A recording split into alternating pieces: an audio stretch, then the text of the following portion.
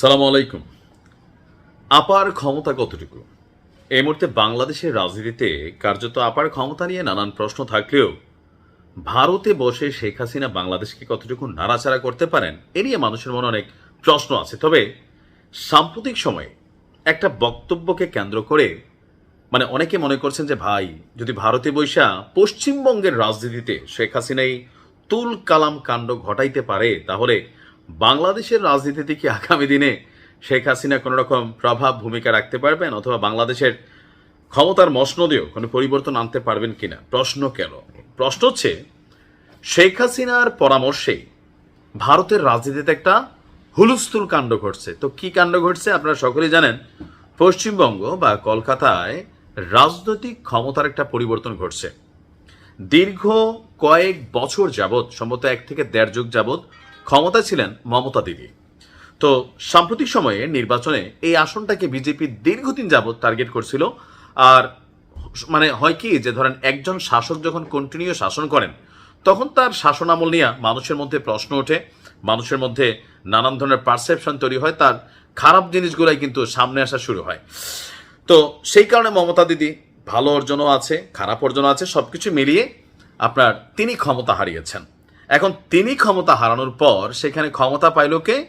পশ্চিমবঙ্গে খুবই আলোচিত এবং আওয়ামী লীগের খুবই মিত্র ক্যারেক্টার হিসেবে পরিচিত ডক্টর ইউনূস সরকারকে, যে সুদি ইউনূস, জঙ্গি ইউনূস, নানান ধরনের তকমা দিতেন, যিনি বলতেন যে 2 গ্যারেজ 2 প্লেন দিয়া যুদ্ধ বিমান পাঠালে কি হবে, এরকম শুভেন্দু। হ্যাঁ, খুব বেশি জানেন সবাই। আমাদের আলোচনার জায়গাটা কোনটা? এই যে শুভেন্দু পশ্চিমবঙ্গের ক্ষমতার কেন্দ্রে বসলেন বা চেয়ারে বসলেন, এর পিছনে কি পশ্চিমবঙ্গের জনগণ ভোট দিছে, নাকি এখানে ইলেকশন মেকানিজম বা ইঞ্জিনিয়ারিং ঘটছে? আমাদের বাংলাদেশের একজন প্রথিতযশা রাজনীতিবিদ ডক্টর কর্নেল অলি আহমেদ, তবে তিনি মাঝে মাঝে এমন উদ্ভট কথা বলেন, আমার নিজের কাছে একটু আশ্চর্য লাগে। আজকে যে কথাটা তিনি বলছেন, আমার কাছে মনে হয়েছে যে রাজনীতিবিদ হইলে হয় কি, যে যায় লঙ্কা সেই হয় রাবণ। তো তিনি কি বললেন? শেখ হাসিনার পরামর্শে ভারতের রাজনীতি সরকার পরিবর্তন হয় কেন? শেখ হাসিনার পরামর্শে ভোট ইঞ্জিনিয়ারিং এর মাধ্যমে ভারতের পশ্চিমবঙ্গের ক্ষমতায় শুভেন্দু অধিকারীকে বসানো হয়েছে। আমাদের লিবারেল ডেমোক্রেটিক পার্টির চেয়ারম্যান এবং সাবেক মন্ত্রী ডক্টর কর্নেল অলি আহমদ তিনি এমন বিস্ফোরক মন্তব্য করেছেন। তিনি বলছেন, কিছুদিন আগে পশ্চিমবঙ্গে নির্বাচন হয়েছে, সেখানে বাংলাদেশ থেকে দীক্ষিত হয়ে এবং শেখ হাসিনার পরামর্শে ভোট ইঞ্জিনিয়ারিং করে মমতাকে হারিয়ে শুভেন্দু অধিকারীকে ক্ষমতায় বসানো হয়েছে। সেখানে জয়ের পর থেকেই সংখ্যালঘুদের উপর নির্যাতন চালানো হচ্ছে। পত্রপত্রিকায় দেখলাম মুসলমানদের এটা কিছু আছে, প্রত্যেক দেশে হয়, তবে আমরা এটাকে আপাতত ধর্মভিত্তিক উস্কানিতে আমি যাব না। আমার কাছে মনে হয় কি, যে ধরেন কোনো দেশে যখন এই ধরনের ঘটনা ঘটে, ইলেকশনের পরে প্রত্যেকটা জায়গাতে আফটার ইলেকশন একটা রিয়েকশন হয়। বাংলাদেশে হয়েছে না, সরকার পরিবর্তনের পর শত শত মানুষ এই দেশে মারা গেছে, লুটপাট হয়েছে, ভাঙচুর হয়েছে। যেই সরকারি ক্ষমতায় আসুক এমন কিছু কর্মকাণ্ড কিন্তু ঘটে। সো নির্বাচন পরবর্তী ক্ষমতার পালাবদলের এই সময়কালে যেই সহিংস ঘটনাগুলো ঘটে, সেটাকে ধর্মীয় ভিত্তিক ট্যাগিং করে আমার কাছে মনে হয় না যেটাকে ধর্মভিত্তিক। যে কর্নেল অলি আহমেদ তিনিও বাংলাদেশের মানুষের পালস বোঝেন, যে ভারত বিরোধী কথা বলা, তারপরে ধরেন ধর্ম নিয়ে একটু উস্কানি দিলে এই জাতির মধ্যে আমরা যারা হালকা আবাল আছি তারা আবার লাফাইয়া পড়ব।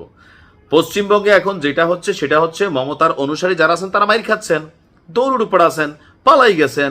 যারা ক্ষমতায় আসছে তারা দৌড়াদৌড়ি করবে। আর বিজেপি এমনিতে একটু উগ্রবাদী দল হিসাবে আমি সবসময় বলি, আমি বিজেপির সাপোর্টার না, কিন্তু ওই ইস্যুগুলোকে এখন ধর্মভিত্তিক ট্যাগ দিয়া কর্নেল অলি আহমদ যেটা বুঝাতে চাইছেন সেটাও কিন্তু সঠিক না। তিনিও এখানে ধর্মভিত্তিক একটা ডায়লগ মাইরা দিচ্ছেন এখানে। আর প্রথমটা মারছেন যে শেখ হাসিনা ইঞ্জিনিয়ারিং মেকানিজম করছে, এই করছে, সেই করছে। আমার কাছে টোটালি মনে হয়েছে এটা একটা ফাওয়াল আপ ছাড়া আর কিছুই না। তো যাই হোক, এটা পলিটিক্যাল যারা ক্যারেক্টার আছেন তারা যে নিজেরাও কি বলেন, আমার মনে হয় নিজেরাও মাঝে মাঝে বোঝেন না।